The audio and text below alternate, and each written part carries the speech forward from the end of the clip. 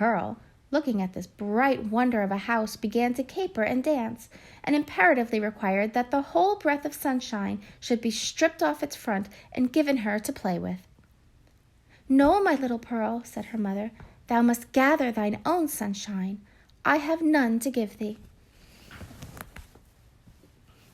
They approached the door, which was of an arched form, and flanked on either side by a narrow tower or projection of the edifice, in both of which were lattice windows, the wooden shutters to close over them at need. Lifting the iron hammer that hung at the portal, Hester Prynne gave a summons, which was answered by one of the governor's bond-servants, a free-born Englishman, but now a 7 years' slave. During that term he was to be the property of his master, and as much a commodity of bargain and sale as an ox or a joint-stool. The serf wore the customary garb of serving men at that period, and long before in the old hereditary halls of England. "Is the worshipful Governor Bellingham within?" inquired Hester. "Yea, forsooth," replied the bond-servant, staring with wide-open eyes at the scarlet letter, which, being a newcomer in the country, he had never before seen. "Yea, his honourable worship is within, but he hath a godly minister or two with him, and likewise a leech. Ye may not see his worship now." "Nevertheless I will enter," answered Hester Prynne, and the bond-servant, perhaps judging from the decision of her air and the glittering symbol on her bosom that she was a great lady in the land, offered no opposition. So the mother and little Pearl were admitted into the hall of entrance. With many variations, suggested by the nature of his building materials, diversity of climate, and a different mode of social life, Governor Bellingham had planned his new habitation after the residences of gentlemen of fair estate in his native land. Here, then, was a wide and reasonably lofty hall, extending through the whole depth of the house, and forming a medium of general communication, more or less directly, with all the other apartments. At one extremity, this spacious room was lighted by the windows of the 2 towers, which formed a small recess on either side of the portal. At the other end, though partly muffled by a curtain, it was more powerfully illuminated by one of those embowed hall windows which we read of in old books, and which was provided with a deep and cushioned seat. Here on the cushion lay a folio tome, probably of the Chronicles of England, or other such substantial literature. Even as, in our own days, we scatter gilded volumes on the center table to be turned over by the casual guest. The furniture of the hall consisted of some ponderous chairs, the backs of which were elaborately carved with the wreaths of oaken flowers, and likewise a table in the same taste, the whole being of the Elizabethan age, or perhaps earlier, and heirlooms transferred hither from the governor's paternal home.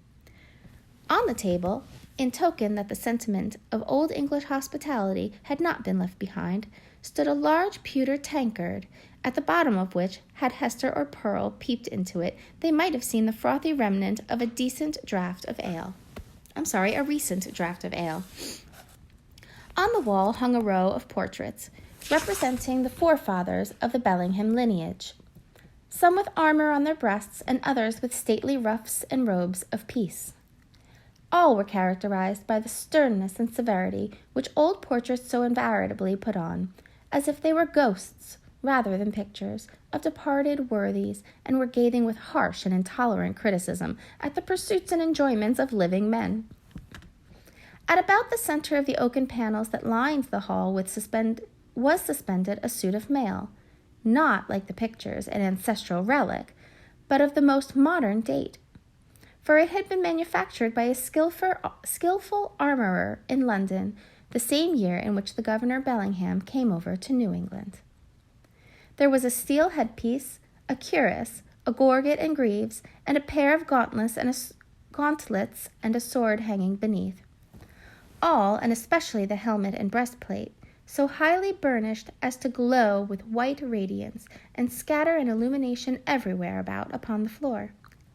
This bright panoply was not meant for mere idle show, but had been worn by the governor on many a solemn muster and training field, and had glittered, moreover, at the head of regiment in the Pequod War. For, though bred a lawyer, and accustomed to speak of bacon, coke, Noy, and Finch as his professional associates, the exigencies of his new country had transformed Governor Bellingham into a soldier as well as a statesman and ruler. Little Pearl, who was as greatly pleased with the gleaming armor as she had been with the glittering frontispiece of the house, spent some time looking into the polished mirror of the breastplate. "Mother," cried she, "I see you here. Look, look!" Hester looked by way of humoring the child, and she saw that, owing to the peculiar effect of this convex mirror, the scarlet letter was represented in exaggerated and gigantic proportions, so as to be greatly the most prominent feature of her appearance. In truth, she seemed absolutely hidden behind it. Pearl pointed upwards also, at a similar picture in the headpiece, smiling at her mother, with the elfish intelligence that was so familiar an expression on her small physiognomy. That look of naughty merriment was likewise reflected in the mirror, with so much breadth and intensity of effect that it made Hester Prynne feel as if it could not be the image of her own child, but of an imp who was seeking to mold itself into Pearl's shape. "Come along, Pearl," said she, drawing her away. "Come and look into this fair garden. It may be well we shall see flowers there, more beautiful ones than we find in the woods." Pearl accordingly ran to the bow window, at the further end of the hall, and looked along the vista of a garden walk, carpeted with closely shaven grass and bordered with some rude and immature attempt at shrubbery. But the proprietor appeared already to have relinquished as hopeless the effort to perpetuate on this side of the Atlantic in a hard soil and amid the close struggle for subsistence, the native English taste for ornamental gardening. Cabbages grew in plain sight, and a pumpkin vine, rooted at some distance, had run across the intervening space and deposited one of its gigantic products directly beneath the hall window, as if to warn the governor that this great lump of vegetable gold was as rich an ornament as New England earth would offer him. There were a few rose bushes, however, and a number of apple trees, probably the descendants of those planted by the Reverend Mr. Blackstone, the first settler of the peninsula, that half-mythological personage who rides through our early annals seated at the back of a bull. Pearl, seeing those rose bushes, began to cry for a red rose, and would not be pacified. "Hush, child, hush," said her mother earnestly. "Do not cry, dear little Pearl. I hear voices in the garden. The governor is coming, and the gentleman along with him." In fact, adown the vista was a garden avenue. A number of persons were seen approaching towards the house.